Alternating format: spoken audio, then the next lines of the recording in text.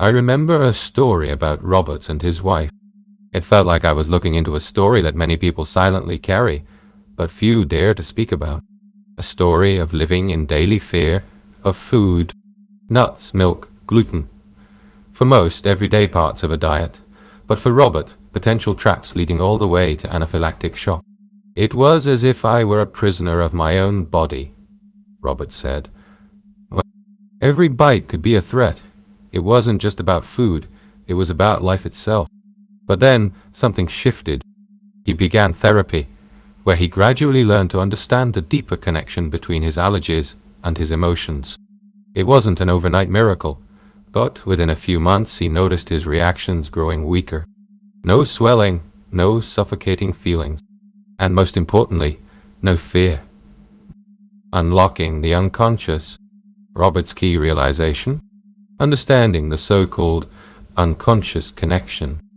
It's the idea that our mind, especially the unconscious part, creates powerful emotional bonds, for example between an experience and a food.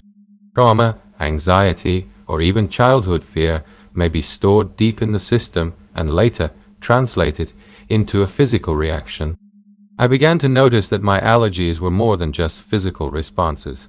They were patterns of fear, pain, and sometimes even guilt. Therapy helped me uncover and rewrite those patterns, Robert explains. Instead of fighting against his body, he started to listen to its language. What was it trying to tell him? Why? What emotions were hiding behind it? Allergies, as a challenge for inner transformation.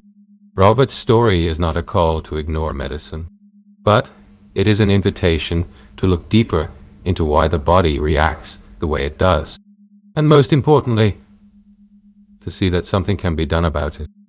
Through therapy, he realized he could leave behind the role of the victim and become the creator of his own life.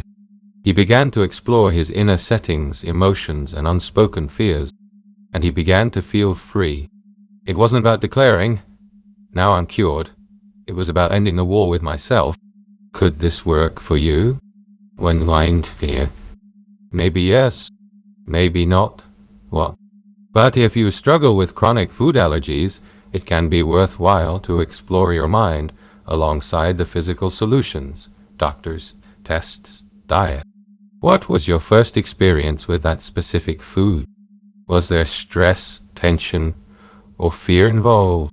How do you feel when you simply see that food? Who taught you what was safe to eat? Trying to be curious, not critical. Conscious observation and therapy can do more than you might believe. Allergies don't have to be a life sentence. Change is possible. Not always easy, but possible. Robert's story shows that allergies are not just a mistake of the immune system. They are often also signals urging us to look deeper into ourselves, into our past, into the patterns we carry. And sometimes right there lies the key to freedom.